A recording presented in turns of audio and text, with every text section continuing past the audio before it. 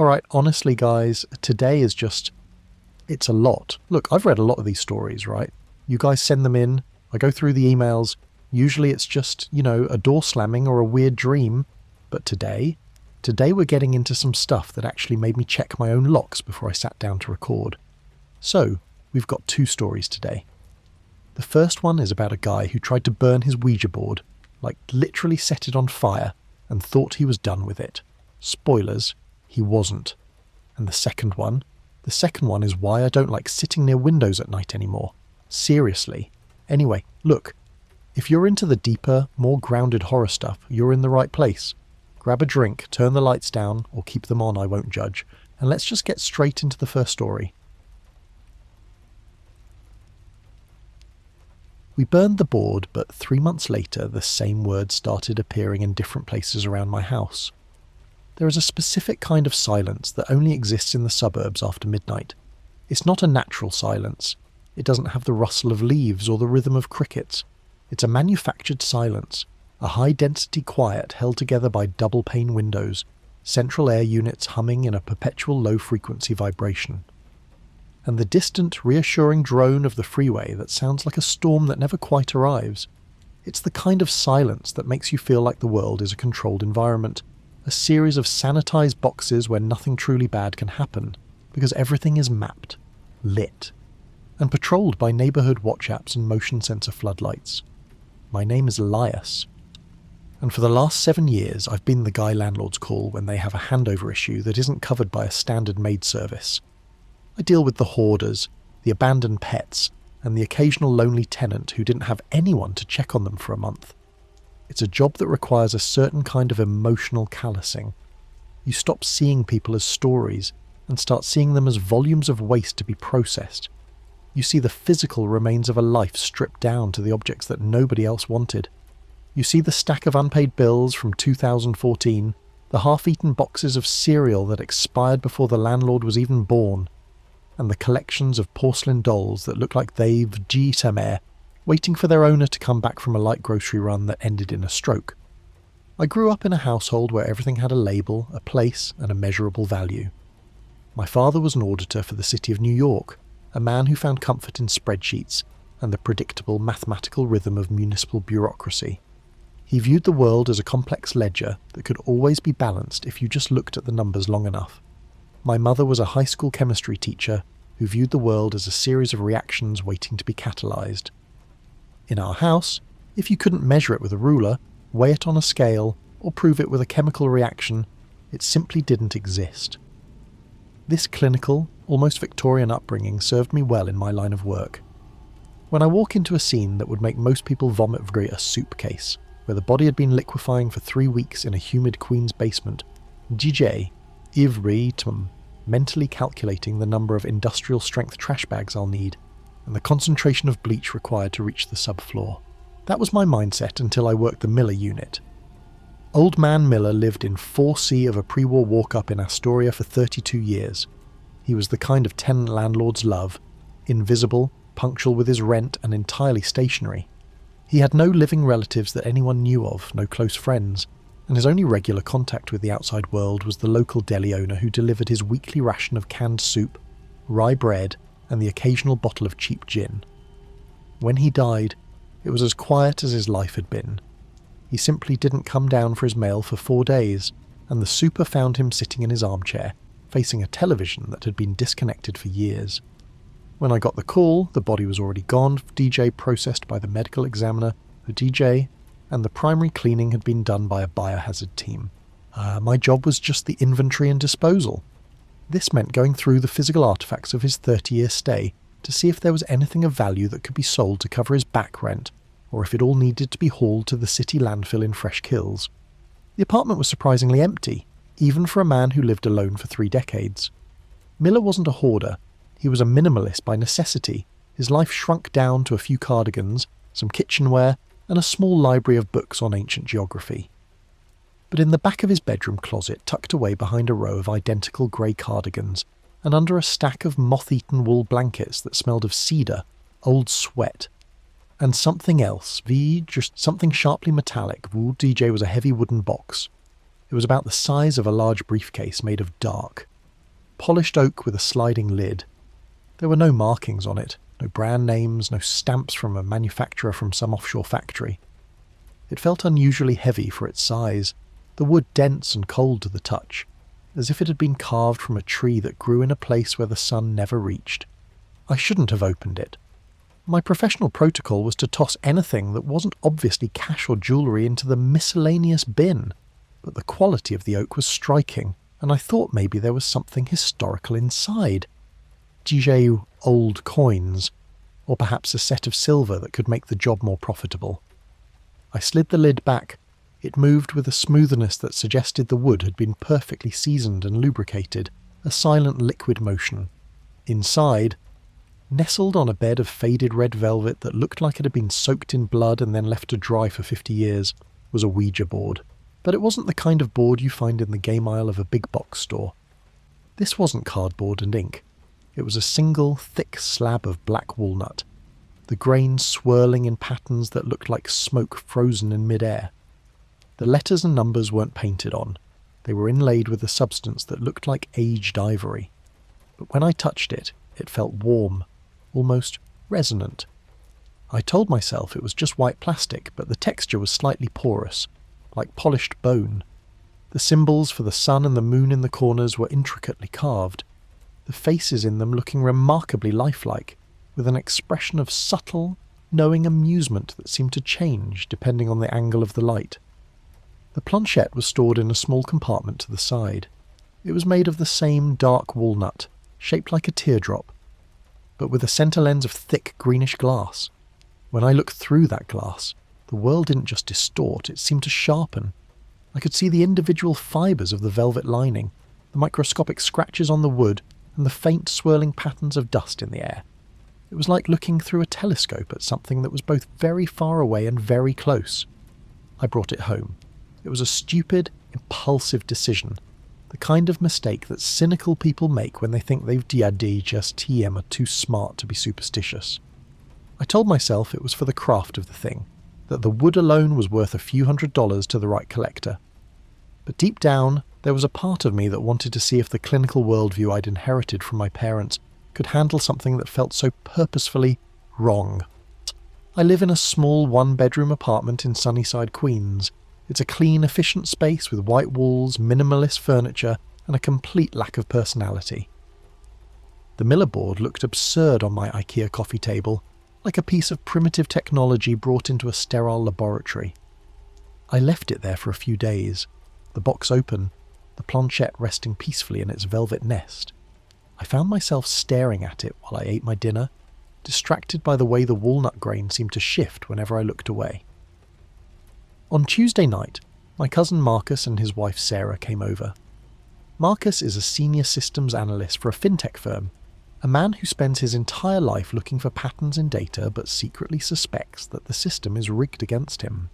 He's the kind of guy who listens to paranormal podcasts at 2 times speed and has a shelf full of books on forbidden history that he pretends he only reads for sociological research. Sarah is a nurse practitioner, a woman who deals with the messy physical reality of birth and death every day, and has very little patience for Marcus's glitches in the Matrix. "Is that the treasure from 4C?" Marcus asked the moment he walked in. He didn't even take his coat off before he was hovering over the coffee table. "Elias, this is handmade. Look at the inlay. That's not plastic, that's organic material. And that glass, that's not industrial, it's hand ground." "I know," I said, opening a box of pizza. "The wood is walnut, the box is oak. Miller must have had it for decades. He was a quiet guy, but I guess he had his hobbies." Sarah sat on the couch looking at the board with a mix of fascination and a deep instinctive unease.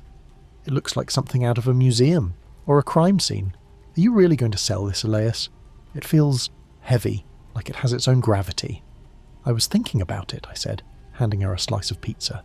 But I wanted to see if it actually works first, for research." Marcus laughed, but it was a nervous staccato sound. He pulled a chair up to the table. "Research, sure. Let's do some research. Sarah, come on, just for 5 minutes." We sat on the floor around the coffee table, the pizza boxes pushed aside, the smell of grease and pepperoni competing with the faint old wood scent of the walnut slab. The room was quiet. The only sound the faint hum of my refrigerator and the distant rhythmic siren of a police car blocks away. We each placed 2 fingers on the edge of the planchette. I tried to keep my touch as light as possible, making sure I wasn't the one applying any pressure. "Okay," Marcus said, his voice dropping into a register of imitation gravity. "Is there anyone here who wants to communicate with us?" For a long minute, nothing happened. I felt the familiar skepticism rising in my chest, a comforting wave of paternal logic. This is just wood and bone, I thought. It's an object. It has no agency. It's an inert piece of furniture from a dead man's closet. But then the temperature in the room didn't just drop degrees, it shifted. It felt like the air had suddenly been vacuumed out and replaced with something thinner, colder, and smelling sharply of ozone and wet earth. The light from my floor lamp seemed to dim, the shadows in the corners of the room stretching and deepening. The planchette moved. It didn't jerk or stutter. It didn't feel like someone was pushing it. It slid across the walnut surface with a smoothness that was physically impossible. It felt like it was floating on a cushion of oil, moving with a purposeful liquid grace. It traced a perfect circle around the board once, then twice, the wood grain humming beneath it. Then it stopped abruptly over the letter T. "Marcus, quit it," Sarah whispered, her eyes wide, her fingers trembling. "I'm not doing anything," Marcus insisted, his own eyes scanning the board in disbelief. "I'm barely even making contact." The planchette glided again, the glass eye reflecting the dim light of the lamp. HEROMUNDEROM.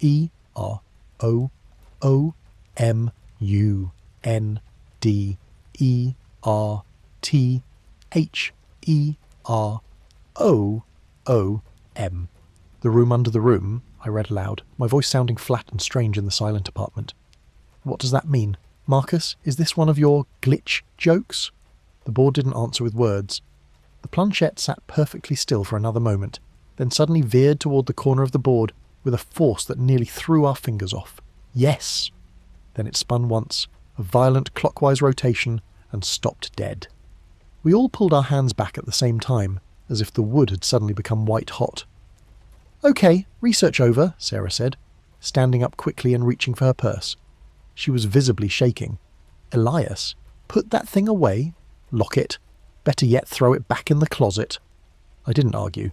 There was a heaviness in the air that made it hard to breathe, a sense of a third presence in the room that wasn't any of us. I slid the planchette into its sleeve, closed the lid of the oak box, and shoved it under my bed, as far back into the darkness as it would go. Over the next few days, the clinical Elias tried to take control again.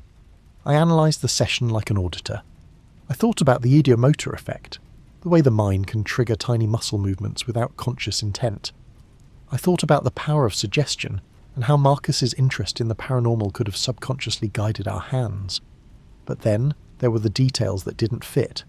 The temperature drop, the smell of ozone, the way the planchette felt like it was floating. The next morning I woke up with a headache that felt like a localised thunderstorm. My head felt heavy, my thoughts sluggish. I tried to tell myself it was just the pizza and the late night, but as I was brushing my teeth, I saw it. In the condensation on the bathroom mirror, tiny precise letters were forming. Not the usual broad strokes of a finger. They were sharp, like they had been etched by a needle. The weight of the water. I wiped at the mirror with my hand, but the letters didn't smear. They were on the other side of the glass. I stood there, frozen, watching as the heat from the shower continued to reveal more of the message in the steam.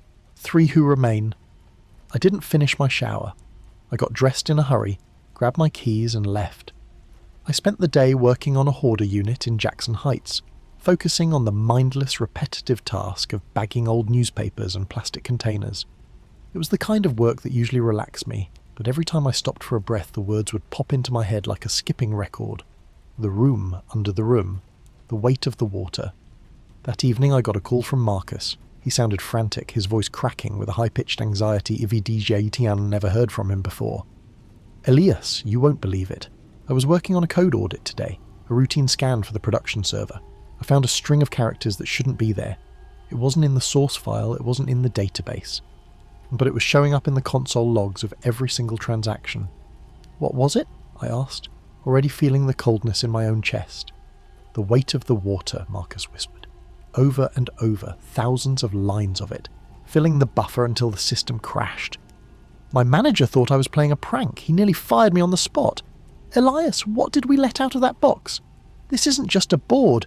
It's a fucking virus. I don't know, I said. I'm coming over. I drove to Marcus and Sarah's house in Forest Hills.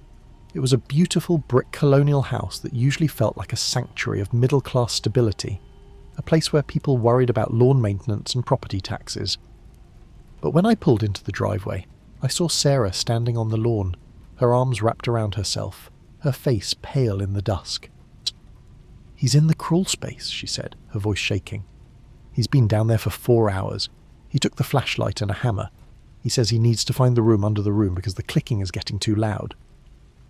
I ran into the house and down to the basement. I found Marcus crouched in the dark corner where the utilities were, his hands covered in dirt and pink fiberglass insulation. He had pulled back a section of the drywall with the hammer and was digging into the concrete foundation with a garden trowel. "Marcus? Stop!" I shouted, grabbing him by the shoulders and pulling him back. He turned to look at me, and his eyes were hollow, the pupils dilated so wide that the irises were just thin slivers of blue. "Elias, it's here. I can hear the clicking, the ivory. Each letter is a tooth, Elias. It's just beneath the slab. We need to let them breathe. The weight is too much for them." "There's nothing there, Marcus. It's a concrete slab." "No," he said, his voice flat and robotic, devoid of any human inflection. "The house is just a skin. The world is just a shell. The room is the heart. The room under the room." I stayed with them for the next 48 hours. Sarah was too terrified to stay alone, and Marcus was in a state of catatonic obsession. I tried to apply the logic of my mother's chemistry. If we could just neutralise the catalyst, the reaction would stop. I decided the board had to go.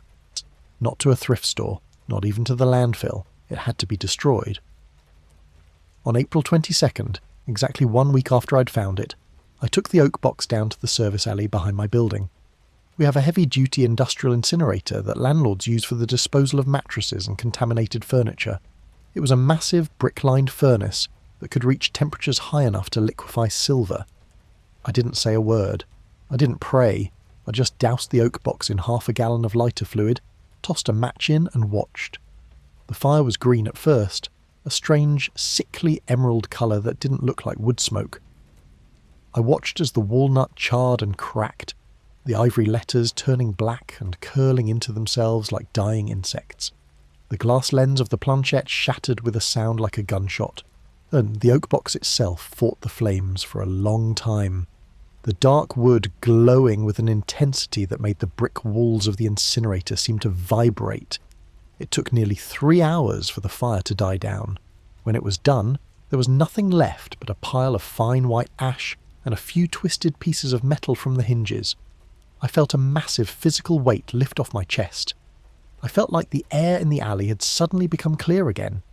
I went back upstairs, took a long, hot shower, and for the first time in a week, I slept through the night without dreaming. For 3 months, everything was normal. The cynical Elias came back. I went back to my job cleaning out units with the same clinical detachment as before. I worked on a suicide case in Long Island City, a hoarder house in the Bronx, and a peaceful handover in Manhattan. I forgot about the air in the room. I forgot about the green fire. Marcus and Sarah went on a vacation to Greece for 2 weeks in June. When they came back, Marcus seemed like his old self. He'd stopped digging in the basement, stopped listening to podcasts, and was focused on a new project at work. Sarah told me he hadn't mentioned the room once since they left. I became obsessed with routine during those 3 months. I forced myself to become the most boring person in New York City. I woke up at exactly 6:30 a.m., ate the same bowl of steel-cut oats, and was out the door by 7:15. I spent my days submerged in the physical reality of other people's garbage, a world where the only spirits were the ones found in half-empty bottles of gin. I started going to a local diner in Sunnyside every evening, a place named Penny's that hadn't changed its menu or its upholstery since 1974. I liked the predictability of it. I liked that Beverly, the waitress, didn't care about anything but whether I wanted a refill on my decaf. But even in Penny's, the edges of my sanity were starting to fray. I'd be staring at my plate of meatloaf, and I'd start to see patterns in the gravy. I'd see a swirl of grease that looked like a letter A. I'd see a splash of mashed potatoes that looked like the moon icon from the walnut board. I'd blink, and it would just be gravy again, but the seed of doubt would remain. One night in June, I went to visit Sarah. Marcus had gone to a developer conference in San Francisco. Sarah looked better. The colour had returned to her cheeks. We sat on her back porch, watching the sun set over the rooftops. "He's seeing a therapist," she told me, "someone who specialises in OCD and paranormal ideation. It's helping him understand that the basement digging was just a manifestation of work stress. He was looking for a bug in the house because he couldn't find the bug in the code." I nodded, wanting to believe her. That makes sense. There was a lot of pressure. "But what about you, Elias?" she asked. "Are you still seeing the mirror messages?" "No," I lied, my voice firm. "Haven't seen a thing since the fire. The clinical brain is back in charge." I didn't tell her about the grocery receipt I'd found the day before. The total wasn't $14.52. It was $0. And underneath, in the thank you space, was a single line of text. "The water is rising, Elias. Get a taller ladder." Then came the second week of July, exactly 3 months to the day since I'd worked the Miller unit. I was working on a penthouse in Chelsea, high-end electronics, designer furniture. I was in the kitchen, wiping down the marble island. I accidentally knocked over a half-finished cup of coffee. The dark liquid fanned out, and as it settled, it formed perfect, legible letters. The room under the room. I stood there, the rag in my hand, my heart suddenly hammering. I tried to tell myself it was a coincidence, a trick of surface tension. I wiped it away, scrubbing until my knuckles were white. "It's just coffee," I whispered. "It's just a spill." I moved into the walk-in closet in the master bedroom. When the motion sensor lights flickered on, I saw the back wall. The silk wallpaper had been stripped away in a perfect circle. The plaster underneath was exposed, and into that white dust, a message was gouged so deep the lath was splintering. "You burned the gate, Elias, but the house is still here." I backed out, gasping for air. I passed the hallway mirror, a massive gold-frame piece. Across the glass, in the condensation from the AC, a message was written in Miller's cramped, tilted handwriting. "The weight of the water is not in the wood. It is in the blood." I ran. I didn't stop until I was outside in the bright, unforgiving sun. I drove home, my mind a blur of fear. I needed to call Marcus. I needed to know if he was still in San Francisco. I burst into my apartment, slamming the door. I looked around, and that's when I saw the wall behind my couch. I had repainted it navy blue. Now, across that dark expanse, hundreds of tiny white shapes were appearing. They were the ivory letters, thousands of them. A's and B's and Z's crawling across my wall like a plague of bone-white insects. They were embedded in the drywall, sliding against each other with a sound like dry teeth rattling in a metal box. The room under the room. The room under the room. The room under the room. The words repeated over and over, covering the entire wall. The room began to vibrate with a low-frequency hum. I felt a sharp pain in my feet. I looked down. The hardwood boards were buckling. A heavy, wet thud echoed from the crawlspace beneath the floor. Then Marcus's voice came from the hallway, distorted, tinny, like it was being played through a broken speaker from another room. "Elias, Elias, I found it. I found the room under the room. It's warm down here, but the water is so heavy. Why is the water so heavy, Elias?" I saw the vent, the AC intake near the floor. Behind the metal bars I could see eyes, not human eyes. They were the glass eyes from the planchettes, dozens of them, all staring out from the darkness of the ductwork. We're still here, Elias," the tinny voice whispered. "Burning the gate didn't stop the weight. It just let it into the pipes. It's in the walls now, it's in the floors, it's in you." I grabbed my keys and bolted. I didn't go to Marcus's place. I just drove. I've been staying in a motel in New Jersey for the last 3 days. I've covered every mirror with towels. I don't look at the carpet patterns. But this morning I smelled it. Old oak, dark walnut. And when I reached for my water bottle, I saw the message on the cap. 3 who remain, Elias, and you are the last one. I'm sitting on the edge of the bed now, trying to perform a cleaning of the room. I've bought 3 gallons of bleach and a set of industrial sponges. I'm scrubbing the floorboards of the motel. trying to wash away any potential pattern before it can form. Everything is measurable, I whispered to myself, my father's voice echoing in my head. Everything can be balanced. But the bleach isn't working. The liquid is pooling in the corners of the room, and instead of clearing the carpet, it's forming new letters. P. A. T. I. E. N. T. Patient. The word is written in white foam across the brown carpet. I scrub at it, but the foam just reforms. I look at the towel over the mirror and I can see the outline of a hand pressing against the fabric from the other side. Not my hand. A hand with long, thin fingers that look like they're made of ivory. Elias, the voice from the vent says, don't bother with the bleach. The room under the room doesn't care about cleanliness. It only cares about inventory. I can feel the bed starting to tilt. The floor underneath room 14 is giving way, not collapsing into the ground, but opening into something dark and vast and smelling of wet bone. I can see the letters now, thousands of them, pouring out of the ductwork and covering the walls of the motel room like a white mould. They're spelling my name, over and over, Elias, Elias, Elias. I'm putting the pen down now. The weight is too much. I can feel the water in my own lungs, filling me up with the clicking of 30 years of unanswered questions.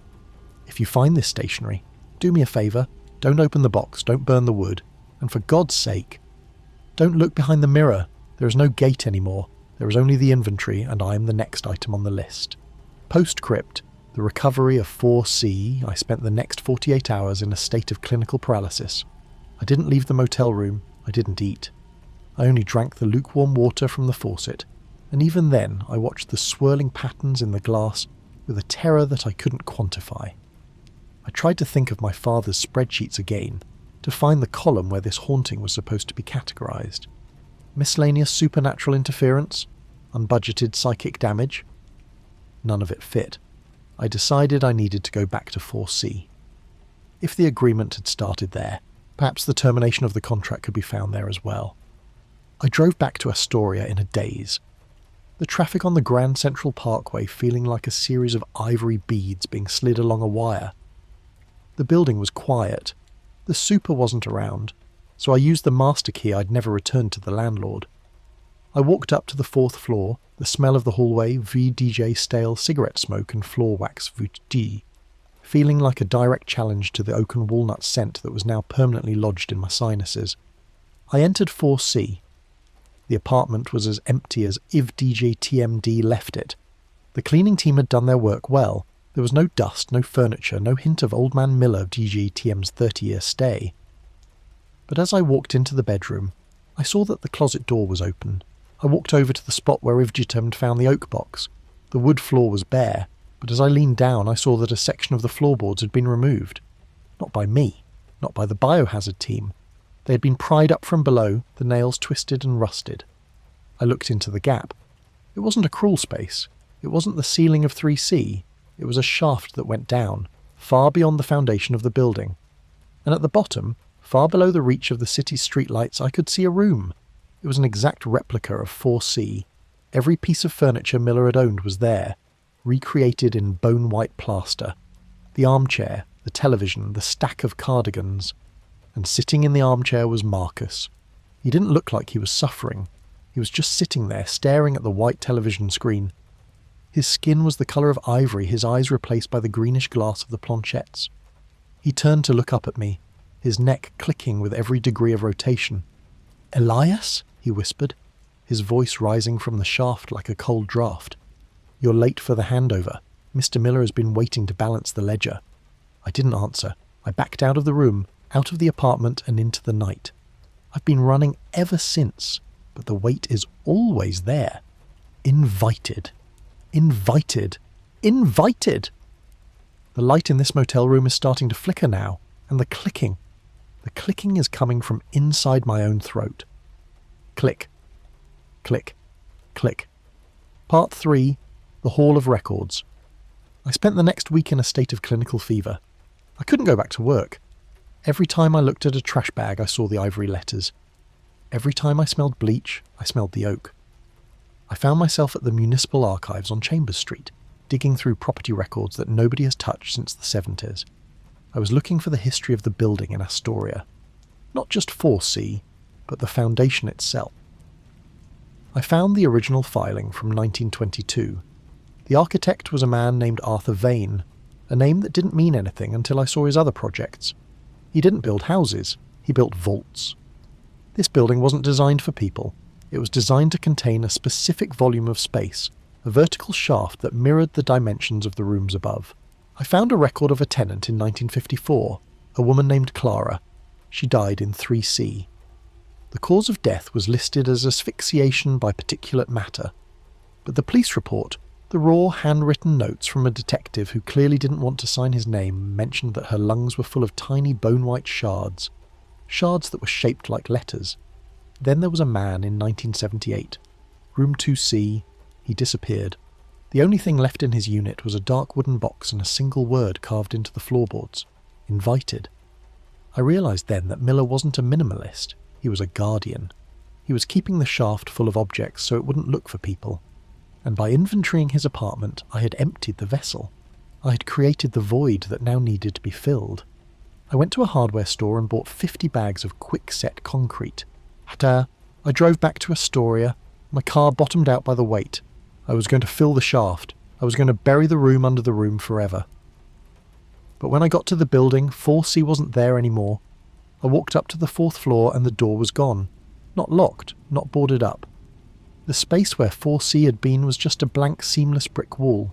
I touched the bricks, and they were cold. They were the colour of walnut. I could hear the clicking from behind the wall, thousands of letters rattling against the brickwork. And then I heard the voice again. Miller, Marcus, Sarah, Elias. They were calling me home. I'm writing this from the back of my car. I'm parked in front of the building. I can see the lights in the other units flickering. I can see the neighbours looking out their windows, their faces pale and unblinking. You can't burn the invitation. You can't bury the room. You can only become the inventory. I'm going in now. The brick wall is starting to slide open. It smells like old oak. It smells like peace. Click, click, click. Part 4. The Miller Diaries. It was in the back of my silver sedan, tucked into the spare tyre well, that I found the final piece of the Miller puzzle. It wasn't a box this time. It was a weather-beaten, leather-bound notebook, its pages brittle and smelling of ancient rain. This was the journal Miller had kept since 1954, the year Clara died in 3C. I opened the first page and the handwriting was different, shaky, desperate, but undeniably human. May 12th, 1954. The clicking has moved to the radiator. We tried to ignore it. We tried to turn the heat up, but the heat only made the ivory letters more active. Clara says she can hear them whisper the names of the children who haven't been born yet. I asked the board how to stop it, and it only spelled one word: measure. As I read, I realised that Miller had spent his entire life trying to measure the haunting. He had documented every sound, every drop in temperature, every word that appeared in the condensation. He was an auditor of the impossible, just like my father. He thought that if he could just balance the ledger of the haunting, he could keep it contained. August 19th, 1968. The three who remain are not spirits. They are the leftovers. They are the things that were too heavy for the silence to swallow. They are the weight of the water. When the room under the room is empty, they look for new weight. I have given them every object I own. The chairs, the books, the clothes. I have given them everything but my own name. October 3rd, 1991. My sister has found a board, a cheap plastic thing. I told her not to bring it into the house. I told her the invitation doesn't care about the quality of the wood. It only cares about the intent. She didn't listen. She played it in the attic. And now the clicking is in her throat too. I closed the notebook, my hand shaking. This sister. She must have been Leo's sister, the one who owned the board Marcus and I played with. The cycle wasn't just a coincidence. Miller had been trying to protect his family for 40 years, and I had walked in and handed the invitation back to the silence. I'm sitting in the Astoria building now, in front of the brick wall where 4C used to be. The concrete bags are still in the car, unused. I don't need them. I know now that you can't fill the void with cement. You can only fill it with yourself. The wall is sliding open, revealing the room of bone-white furniture. Marcus is there, still staring at the screen. Sarah is there too, sitting on the floor, her fingers tracing the ivory letters that are now crawling over her own skin. Miller is standing in the corner. He looks exactly like the photo in the Hall of Records from 1954. He's holding a new oak box, fresh and dark. He hands it to me. "The inventory is incomplete, Elias," he whispers, and his voice sounds like the clicking of 1,000 planchettes. "We need someone to audit the weight of the water." I am taking the box. I am sitting in the plaster armchair. The lights in the hallway are going out, one by one. The weight is measured. The ledger is balanced. Invited, invited, invited, click, click, click, part 5. The audits end. The transformation is not painful. It's not the agony of bone-white shards or the terror of the room under the room. It's the cold, clinical peace of the ledger finally being closed. I can feel my own skin hardening, turning into the dark walnut of the board. The clicking in my throat is no longer a sound, it's a thought. I'm looking at Miller, and for the first time I see the reflection in his planchette glass eyes. It am not me. It is a series of ivory letters, flickering and spinning. The weight is gone, Elias. I am reaching for the last blank space on the navy blue wall of my mind. I am prying off the ivory letters of my own memory. Sunset, pizza, Sarah, Marcus. I am giving them to the 3 who remain. I am giving them everything. Until there is nothing left but the inventory. The brick wall in 4C is silent now. The clicking has stopped. The weight of the water has finally reached the level of the ceiling. Everything is measured. Everything is balanced. Invited, invited, invited. Click, click, click.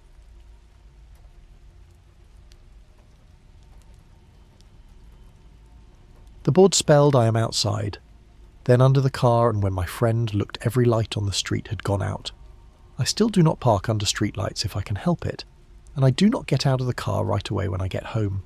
I sit there with the engine off, one hand on the wheel, watching the dark strip under the bumper, because that was the last place I saw Marcus before the whole street went black. People ask me why I always sit in the driveway after dark like I'm waiting for something, and I usually tell them I am just finishing a phone call or warming my hands up. The real answer is uglier. Once you see a person bend down to look under a car and all the lights on the block die at the same second, your brain does not store that memory in a normal place. It keeps it with the fire drills and the smell of hospital disinfectant and the sound of someone saying your name when nobody should know you're there. It happened at Leo's house, which was the kind of place people called nice when they did not want to sound jealous. 2 stories, vinyl siding that had yellowed a little in the sun, a driveway that always had 1 basketball and 1 kid's bike leaning against the garage, and a little strip of grass out front that Leo's mother kept cutting even though half the neighbourhood had already let theirs go ragged. The house sat on a dead-end street where everybody knew the utility truck by sight and could tell which porch light had been left on too long. It was the kind of street where the loudest thing after midnight was usually the ice maker in somebody's fridge or a delivery driver hitting the wrong curb.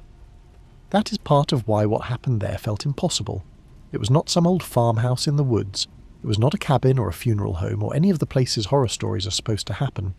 It was a clean, ordinary street with fresh mulch in the flower beds and a sprinkling of chipped basketball hoops and dogs that barked at mailboxes. Leo had been living there with his mother after his father moved out in the stupid, practical way marriages sometimes end, with one guy taking the good toolbox and the other guy taking the air fryer, and both of them pretending the whole thing was a scheduling issue. Leo was 22, working late shifts at an oil change place off the highway, and he was the sort of tired that makes every night feel like it needs to justify itself. Marcus was the opposite. He acted like being alive had been handed to him by mistake, and he wanted to see how far he could push the warranty. He had a mouth on him, a cheap watch, and the kind of laugh that started too loud and ended in a cough. Sarah was there because she and Leo had been in one of those on-again, off-again spells that never actually resolve into anything clean. She had just finished 1 semester at community college and was working mornings at a vet clinic where she came home smelling like antiseptic and dog food. I was there because I was always there when Leo had too many boxes to move and too few people who would say yes without making a whole thing out of it. I had been sleeping on my cousin's couch for 3 weeks, between jobs, and I was glad to have an excuse to get out of that apartment for a night. We were all at that age where nobody had enough money to do anything interesting, which meant most nights turned into sitting around someone's house, drinking gas station coffee that had been in the car too long, and pretending we were not all waiting for life to start. That Friday, Leo had asked us to help him clear out the attic because his mother had finally agreed to let a realtor walk through the house the next week. She had been carrying around a manila folder full of paper receipts and sticky notes, like she was trying to prove to the universe that she still had a grip on things. The attic was hot enough to make your shirt stick to your back in 10 minutes, and it smelled like old insulation, dead bugs, and the kind of dusty plastic that only comes from boxes nobody has opened in years. We had already dragged down a broken Christmas tree stand, 2 suitcases full of men's dress shirts that no one wanted, a box of loose computer cords, and a bag of ceramic knickknacks Leo's mother kept saying she would donate and then never did. Under all that, far in a cardboard banana box that had once held canned tomatoes, Leo found the board. It was just a regular store-bought Ouija board, the cheap kind with the grey board bottom and the printed letters that looked a little too sharp under the attic bulb. It smelled faintly like mildew and old paper. One corner had been bent so long that it had a permanent curl in it, and the planchette was still tucked into the plastic sleeve on the back, like somebody had used it once, and then been too embarrassed to admit they had touched it. Leo said it used to belong to his older sister, who had gone through a black eyeliner and band poster phase in high school. And that alone made Marcus laugh, because Marcus could not resist anything that sounded like a bad idea with family history attached to it. "We should not be touching this," Sarah said immediately, because Sarah was the one in the room who still believed in consequences before they arrived. She was holding one of the old dress shirts up to the light and wrinkling her nose at it. "My grandma used to say stuff like that is not a game. She said you do not invite strangers into your house, and then act surprised when they sit down." "Your grandma also thinks Bluetooth is witchcraft," Marcus said. He had one knee on the attic floor and one hand in a box of tangled Christmas lights. "This is cardboard from a toy company. It is not a haunted artifact." "It is still weird," I said, mostly because I could feel the board's sharp edges through the paper sleeve, and it already looked wrong to me. Not wrong in a dramatic way, just wrong in the normal, annoying way some objects feel when they have been hidden too long. "There is a reason people keep talking about these things." "Yeah," Marcus said, grinning at me like he thought he had won something. "Because people love a spooky story, and because nobody wants to admit their own hand was doing the moving." Leo wiped sweat off his forehead with the back of his wrist. "Just let me bring it downstairs. We can mess with it for 10 minutes, then you guys can go back to pretending your lives are exciting." There was a fan in the hall that did not really reach the attic, and his mother had the oven on downstairs, which made the whole house feel thick and stale. I remember that more clearly than I remember any of us saying yes, because the oven smell kept drifting up through the stairwell every time the kitchen door opened. It was some frozen lasagna she had thrown in earlier and forgotten about while arguing with Leo about whether the realtor needed to see the garage. That is how these nights start in real life. Not with thunder or candles or a perfectly prepared séance. They start with somebody sweating through a t-shirt, somebody else being stubborn, and a stupid object nobody wants to be the one to leave behind. We took the board into the kitchen because the attic was too hot, and the basement had one bare bulb and a smell that made Sarah complain. Leo's mother had gone to a neighbour's house to borrow a ladder and would not be back for at least an hour. The kitchen table was the kind with the fake wood grain that always felt sticky, even after you wiped it. There was a dish towel folded over the back of one chair, 6, a stack of bills next to a fruit bowl with 3 bruised apples, and a takeaway cup from the pharmacy sitting near the sink because Leo's mother kept forgetting to throw it out. Marcus grabbed 2 paper plates and set them on the table like he was building a ritual out of boredom. He cracked a joke about needing a better summoning circle if we wanted free rent or a sports car, and nobody laughed hard enough to make him stop. The first thing we did was the stupid part, which was talk ourselves into it. Marcus said it was ideomotor effect, and Leo said that was a made-up word he only used when he wanted to sound smarter than the rest of us. Sarah said the whole point was not whether the board was real. The point was whether we were dumb enough to treat a dumb thing with enough attention to make it real. That was the line that actually landed. We were all still young enough to think that if something felt silly, it was safe. Leo laid the board on the table and put the planchette in the centre. We dimmed the overhead light because the pendant bulb made the glossy surface glare, and we left the light over the sink on so we could still see the letters. The house felt normal around us. The refrigerator kicked on, somebody's phone buzzed in the living room, and the vent above the stove clicked as it cooled. There was a damp towel hanging from the dishwasher handle, and the whole room smelled like tomato sauce, laundry detergent and warm dust from the attic. Marcus looked at me and lifted his eyebrows like he was about to start a joke, but even he had quieted down a little. "Okay," Leo said, putting his fingertips on the planchette. "If there is anyone here, give us something we can actually use." Nobody answered, obviously. We sat there for so long that Marcus started muttering under his breath about fake science, and Sarah kicked his ankle under the table. I remember the exact moment I stopped thinking about the board as a joke. It was not some grand chill running up my spine. It was smaller and meaner than that. My fingertips started to feel numb, like I'd leaned on them too long, except the feeling stayed parked right there on the plastic.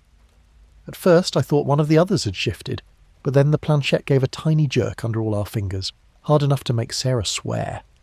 "Do not start," she said. "I am not doing anything," Marcus said instantly, which was the first honest thing he had said all night. The planchette slid toward the top half of the board. Not fast, not in a movie way.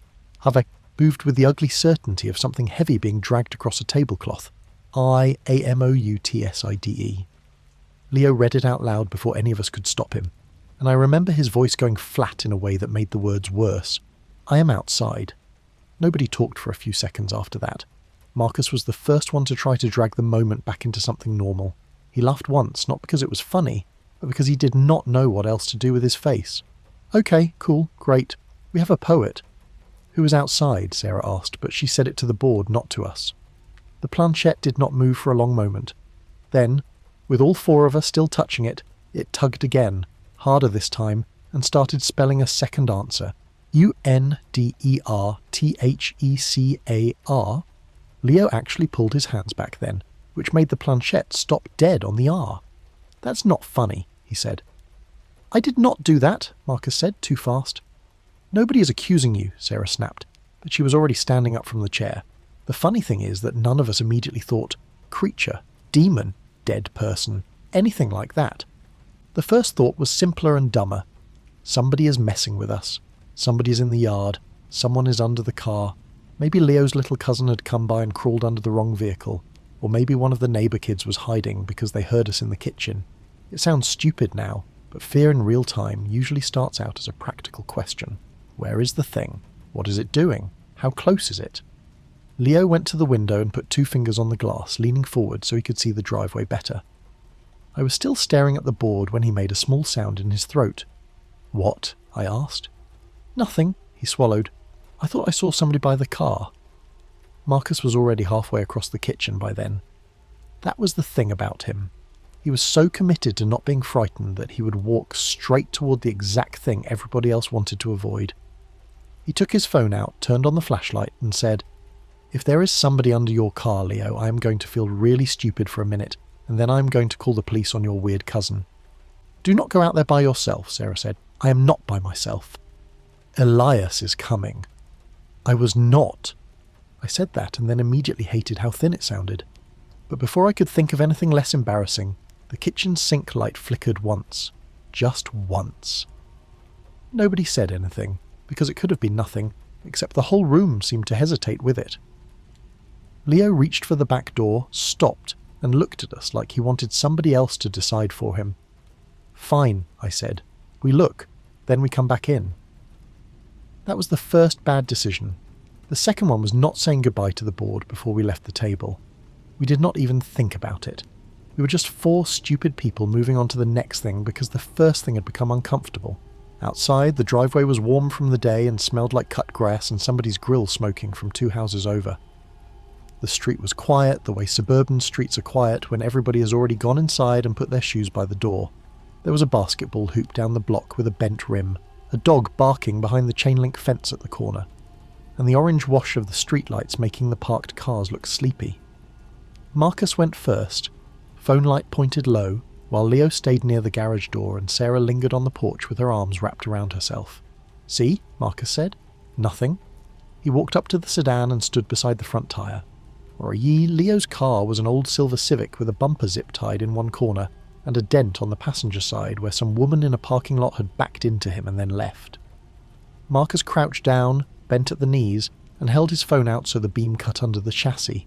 That was when every light on the street went out. Not just the street lights. The neighbour's porch light, the security light across from us, The kitchen light behind me, which I could still see reflected in the window, died so fast it felt like someone had slapped a hand over the entire block. A second later, every house on the street was black windows and dead porches and blank driveways. Even the glow from the traffic on the bigger road at the end of the subdivision dropped away like somebody had reached out and pinched it off. There was a beat where nothing moved.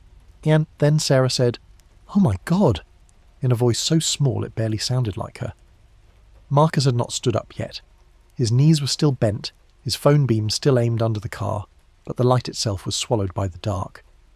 He leaned closer, and I heard the hard swallow he made before he spoke. "Leo," he said, "tell me this is a joke." "Marcus," Leo called from the porch. No answer.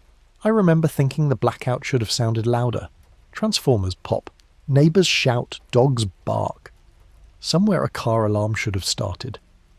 But the whole street seemed to have dropped into a kind of stunned silence, broken only by a thin clicking sound from inside the car's wheel well. It was so faint I almost thought it was in my own teeth. Marcus must have heard it too, because he straightened up halfway and said, "Nope," in a breathless little voice I had never heard from him before. Then he ducked again, slower this time. "Marcus, get back here," I said. And I was reaching for his shoulder when his phone light shook wildly, and the whole body of the car seemed to shift in darkness. He came up hard, not running but stumbling backward, like he had bumped something with his head. "There is something under there," he said. "What kind of something?" He did not answer. He just kept backing up, and I realised that all the tiny reflections from the other cars on the street were gone too. No instrument panels, no microwave clocks, no front porch LEDs. The whole block had been stripped down to whatever moonlight got through the trees, and even that seemed weak. Marcus suddenly turned and started toward the porch, but he only got halfway there before he stopped dead. I could see the whites of his eyes in the dark. "Do not move," he said. "Marcus," Sarah whispered. "What is it?" He looked at the ground under the car and then looked at us, and whatever was on his face was not a joke anymore. "It is not a person." That was all he got out before the street to the left of us went blacker than black, if that makes sense. The last little bit of light disappeared, and for 1 second I could not see Marcus's shape at all. I only knew where he was because I could hear him breathing too fast. Then something hit the underside of the car. Not hard enough to shake the whole vehicle, just one blunt knock from below, like somebody had tapped the frame with a closed fist. Marcus made a sound that was half swear, half gasp, and he backed away so fast he nearly fell over the curb. I did not see anything under the car. I'm not going to pretend I did. I saw the glow of his phone drop, spin once and land face up in the driveway. I saw the beam sweep under the car, then stop. I saw the edge of his sneaker in the light, and for maybe a second, maybe less, I saw another shape under there too low and too still to make sense. Not a hand, not a face, just a human-sized absence, like the dark had folded itself into a crouch. "Go inside," Leo said. "Now," Sarah added, and she was already grabbing for my sleeve. Marcus did not argue this time. He grabbed the phone and bolted toward the porch, but when he hit the first step, his foot slipped on something slick. He caught himself on the railing and came up with his palm wet. He looked at it like he did not understand what he was seeing. The garage door behind us had stayed open. The kitchen door was still open too, which meant the whole house was sitting there with its mouth open to the dark. Leo lunged for the back door, and we all piled inside at once, shoes slipping on the tile, Sarah nearly tripping over the chair Marcus had shoved back. The second we got in, Leo slammed the door and locked it with shaking hands. I was still staring out the window at the driveway when the first porch light across the street came back on, then the next one, then all of them. The block came back in pieces with little pops and flickers as if the street itself was waking up after being hit on the head. One house at a time, the porches lit up, the window blinds glowed from inside, and somewhere a car alarm started shrieking because its battery had hated the interruption. The whole thing took less than a minute, but it felt like being dropped in and out of a story we had no business being in. Marcus was standing in the kitchen, with both hands on the counter, breathing like he had run the length of the street. Sarah was crying in that quiet, angry way that makes no sound until the breath catches. Leo just stared at the back door, one hand still on the lock, as if he was waiting for somebody to push it open from the other side. "Where is Marcus's phone?" I asked. He looked down. It was still in his hand. That was when I noticed the wet print on the tile by the door. Not blood, not even mud exactly. more like the smear you get when something crawls out from under a car after rain and leaves a strip of road grit behind. It stretched toward the threshold and stopped right at the base of the back steps. Marcus saw it too. He made a noise in his throat and backed away from the door so hard he hit the fridge. "What the hell was that?" Sarah asked, and her voice cracked on the last word. "I do not know," Leo said. That was the one time that night I believed him completely. We called 911 from Leo's kitchen landline because none of our phones had service. The operator sounded sleepy and annoyed until we started talking over one another. Then the line went weird and she told us to stay where we were while officers were on the way. By the time the police arrived, the street looked normal again. That might have been the worst part. The neighbours had their porch lights back on. Somebody across the way had resumed watching television. A dog still barked behind the fence. The only thing that looked wrong was us.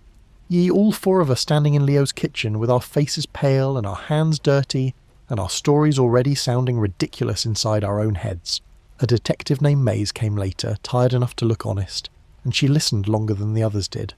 She kept asking us what exactly we saw under the car, and I kept telling her I did not know because that was the truth. I saw the wrong shape of a thing, and then I saw Marcus back away like he had nearly stepped on it. I did not see a monster. I did not see a person. I did not see anything that would stand up in daylight and let you explain it away. They searched the yard, the gutters, the neighbour's hedge, the little drainage ditch that ran behind the houses, and Leo's car from bumper to bumper. They found Marcus's phone in the driveway with a cracked screen and a fingerprint smear that did not belong to any of us. They found a line of wet grime under the chassis and one of Marcus's shoes by the curb, though nobody could say how it got there because he had been wearing both when he stepped outside. The detective asked if there was any way somebody could have been hiding under the car beforehand. And Marcus started laughing in this thin, panicked way that made him sound like he was about to throw up. Leo's mother came home while they were still there, looked at the four of us, and assumed we had done something illegal. That was a more believable theory to her than whatever else we were trying to describe. They never found Marcus. Not that night, not after. No body, no fight, no blood trail, no footprints leading away from the house. Just the phone, the shoe, and the blackened strip of the driveway where the street had died for those 40-something seconds.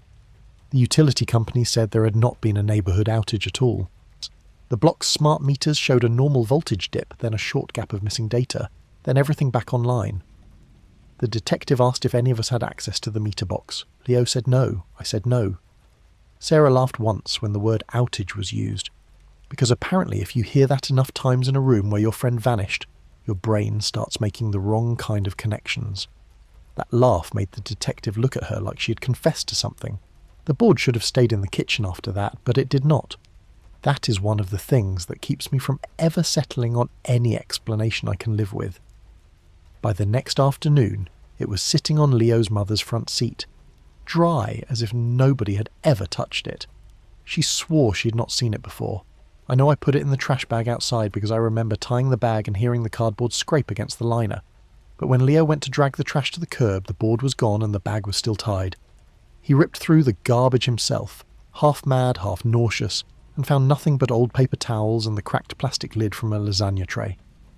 He said maybe I had imagined throwing it out. I thought maybe he was lying to make himself feel better. Sarah did not say anything at all. She sat on the back steps with her legs pulled up to her chest and smoked a cigarette she had stolen from her brother, even though she hated cigarettes. That was the night the practical part of the story ended and the awful part started. Police could handle missing people. Insurance could handle a blackout. People can live with a lot if they can name it. What we could not handle was the feeling that the board had not been asking who was outside. It had been telling us where to look, and we had done exactly what it wanted. Leo stopped answering his mother for a week, and then started sleeping on the couch with all the lights on. Sarah went home and then stayed home, and then stopped returning texts, unless they were about class or work.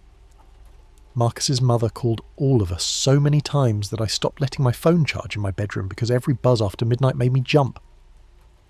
She kept asking whether he had been drinking, whether he had taken his car, whether he had mentioned anyone named Darren, which he had not. She sounded like somebody trying to build a map out of broken pieces. Every time I told her I was sorry, she would say, "That does not help me find my son," and then hang up. I tried to do the normal thing and help where I could.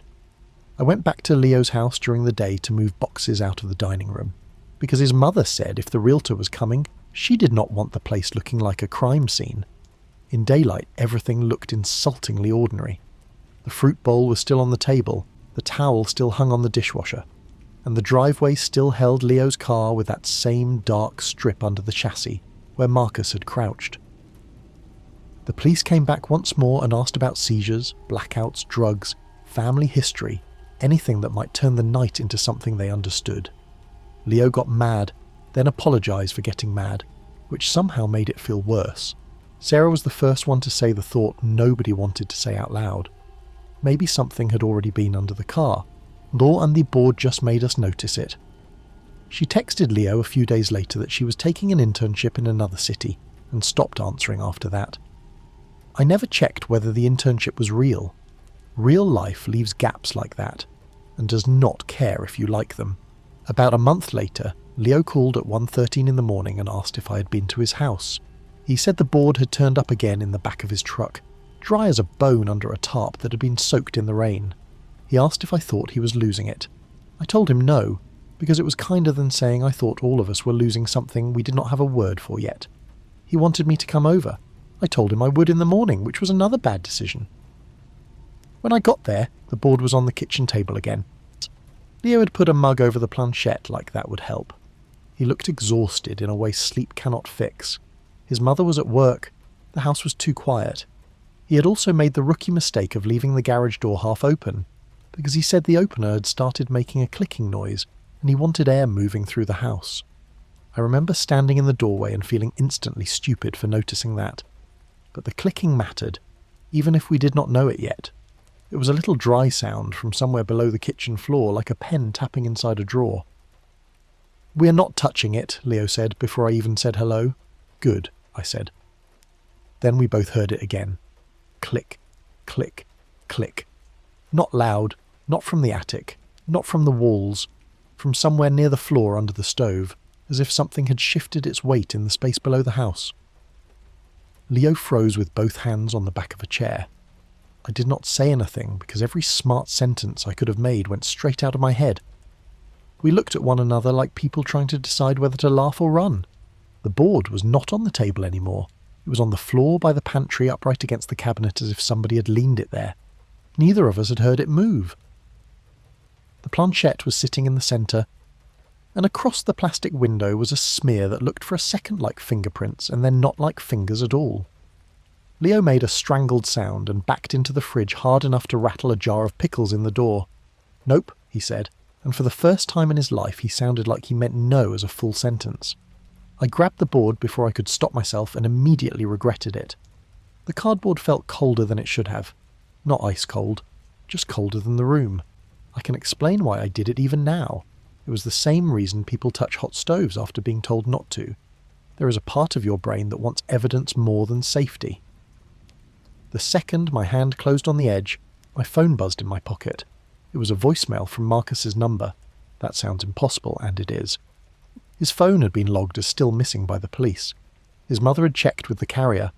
The number had been silent for days, but there it was, an unheard voicemail from 2 minutes earlier. The transcription on the screen was garbage, mostly static and random punctuation, but when I played it there was a burst of breathing, a scrape of something hard against metal. And then Marcus's voice, very small and very close, saying, "Do not look under it." Leo heard it too. He snatched the phone out of my hand, listened to the end, and then dropped it like it had burned him. "That was not him," he said. "I know."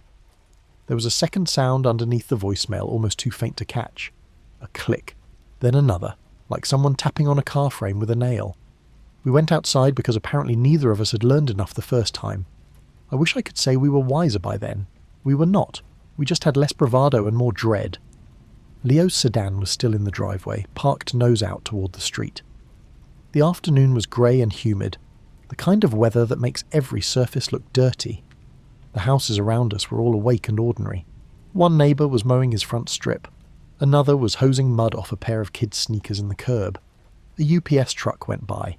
Yeah, and you would have had to be standing in the exact wrong place to know anything was wrong at all. Leo and I stopped at the edge of the driveway because neither of us wanted to be the first to crouch down. "We call the police again," I said. "And tell them what?" "Tell them the phone." He rubbed both hands over his face. "And say what?" Marcus is calling from the undercarriage. "That sounds insane. Everything about this sounds insane." He gave me a look that meant he hated me because I was right. The car sat there with one front wheel turned slightly toward the curb. There was a dark patch of road grime under it, and for some reason the sight of that patch made my throat close. I did not want to get on my knees. I did not want to look, but Leo was already crouching, one hand on the bumper. His shoulders tight in the way they get when somebody is forcing themselves to do a thing they know they should not do. I reached out and caught his sleeve. "Leo." "I know." He pulled free anyway and leaned down. The streetlights went out again. This time it was not every house at once. It was like somebody had gone down the block with a switch and killed one light, then another, until the whole street had been peeled away from the dark in pieces. Leo jerked backward so fast he knocked his head on the bumper and cursed. I heard somebody across the street shout from an upstairs window, and then that voice was swallowed too. Our phones lost signal at the same second, and the little bars on the screen just vanished. "Leo," I yelled. He didn't answer. I reached for him by instinct and grabbed only air. My own flashlight was already on, but the beam did not seem to carry under the car. It hit the asphalt and stopped, like it had run into something too dark to reflect from.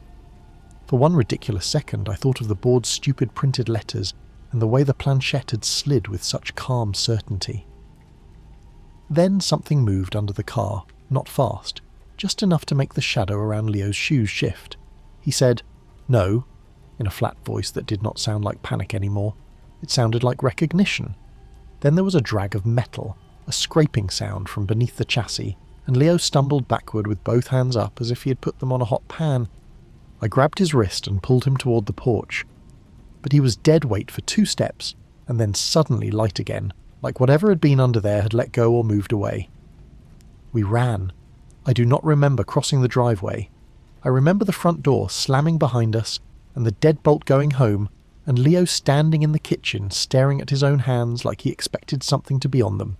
The whole street stayed dark for maybe 20 seconds, maybe less, long enough for 3 houses to open their doors and for one man down the block to shout that his wife had tripped over the dog.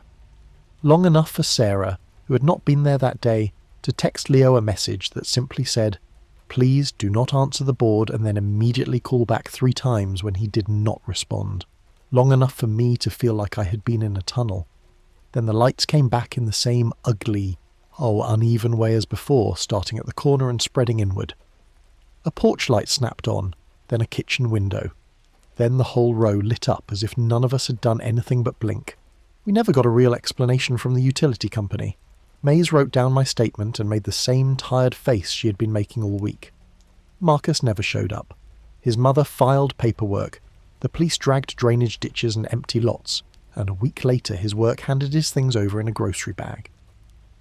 After that I started sleeping with my keys in my hand, and I never looked under my own car. About a year later, Sarah sent me a photo with no text attached. In the reflection on the side of her car there was a shape too dark to be dirt. It could have been nothing, but Sarah would not have sent it if it had been nothing. I called her. She picked up on the second ring. "Do not ask me what I saw," she said before I could speak. "I was not going to." Good. She sounded calmer than I expected. Tired, but not broken. She said she still checked the back seat before getting in every car, and that once or twice a week she heard a little clicking noise when she shut her trunk. She had stopped trying to explain it. So had I. That was the closest we ever got to a shared conclusion, which is to say no conclusion at all. I still think about Marcus's voice on that voicemail, and about whether the board was warning us or baiting us. The last time I heard from Leo, he asked if I still had the board and then said "Gus, good," before hanging up. I never asked his mother where he was after that, because I was afraid of the answer, and because some part of me suspected she did not know either. So that is where it ends for me, if it can be called ending. I do not have a clean theory for what waited under Leo's car. Yeah, honestly, that last line about being under the car, that's what got me. Imagine just sitting there in the dark and hearing that tapping. No thanks. Look, stories like these are why I love doing this channel, but they also make me want to sleep with the TV on for a week. If you guys had anything like that happen, like the board predicting stuff in the real world, you gotta tell me in the comments. I read all of them. Anyway, if you liked these, drop a sub, hit the like button, it helps out a ton. I'm out of here before my own lights start flickering. I'll see you in the next one. Peace.